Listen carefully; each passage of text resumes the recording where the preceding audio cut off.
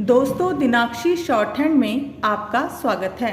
अगर आप चैनल पर नए हैं तो चैनल को सब्सक्राइब करें और बेल आइकन ज़रूर दबाएं।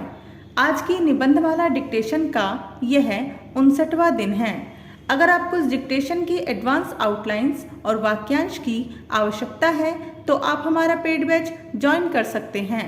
हमारे पेड बैच को ज्वाइन करने के लिए आप डिस्क्रिप्शन बॉक्स में दिए गए मोबाइल नंबर पर व्हाट्सएप कर सकते हैं। तो चलिए डिक्टेशन को स्टार्ट करते हैं। डिक्टेशन स्टार्ट होगी 5 सेकंड बाद। Ready, start. धरती के प्राणियों एवं वनस्पतियों को स्वस्थ व जीवित रहने के लिए हमारे पर्यावरण का स्वच्छ रहना अति आवश्यक है, किंतु मानव द्वारा स्वार्थ सिद्धि हेतु प्रकृति का इस प्रकार से दोहन किया जा रहा है कि हमारा पर्यावरण दूषित हो चला है। आज पर्यावरण प्रदूषण भारत की ही नहीं बल्कि विश्व की एक गंभीर समस्या बन गया है। इस समस्या से निपटने के लिए अंतर्राष्ट्रीय स्तर पर अनेक प्रयास किए जा रहे हैं। हमारी पूर्व प्रधानमंत्री स्वर्गीय श्रीमती इंदिरा गांधी ने कहा था, यह बड़े दुख की बात है कि एक के बाद दूसरे देश में विकास का तात्पर्य प्रकृति का विनाश समझा जाने लगा है। जनता को अच्छी विरासत से दूर किए बिना और प्रकृति के सौंदर्य, ताजगी व शुद्धता को नष्ट किए बिना ही मानव जीवन में सुधार किया जाना चाहिए।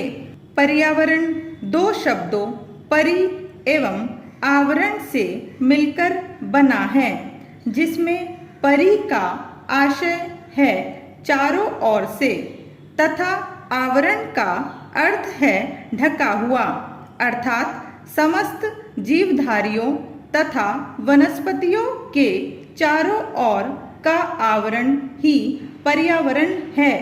गिज़बर्ट के अनुसार पर्यावरण का तात्पर्य प्रत्येक उस दशा से है जो किसी तथ्य को चारों ओर से घेरे रहती है तथा उसे प्रत्यक्ष रूप से प्रभावित करती है।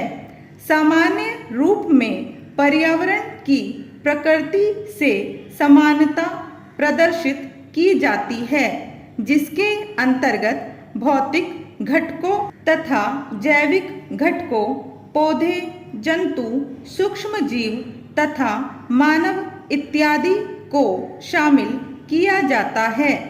मानव, जीव जंतु एवं पेड़ पौधों सभी को स्वस्थ जीवन के लिए स्वच्छ पर्यावरण की आवश्यकता होती है, लेकिन जब प्राकृतिक या मानवीय कारणों से पर्यावरणीय संरचना में कुछ अवांछित तत्व प्रवेश कर जाते हैं तो उसे पर्यावरण प्रदूषण की संज्ञा दी जाती है। यह भूमि, वायु, ध्वनि एवं जल प्रदूषण आदि के रूप में मानव जीवन व पारिस्थितिकी को प्रभावित करता है। 6 से 7 मई 2020 को आंध्र प्रदेश के एलजी पॉलीमर्स कंपनी का स्टायरीन नामक गैस रिसाव तथा जून 2020 में असम में गैस रिसाव ने भी मानव जीवन को प्रभावित कर पारितंत्र को दूषित किया है। सामान्य रूप से पर्यावरण प्रदूषण को निम्न प्रकारों में विभाजित किया जा सकता है: वायु प्रदूषण, जल प्रदूषण, ध्वनि प्रदूषण, भूमि मृदा प्रदूषण, रेडियोधर्मी प्रदूषण, समुद्री प्रदूषण, ठोस अपशिष्ट प्रदूषण, ई कचरा प्रदूषण, अंतरिक्ष प्रदूषण तथा प्लास्टिक प्रदूषण इत्यादि।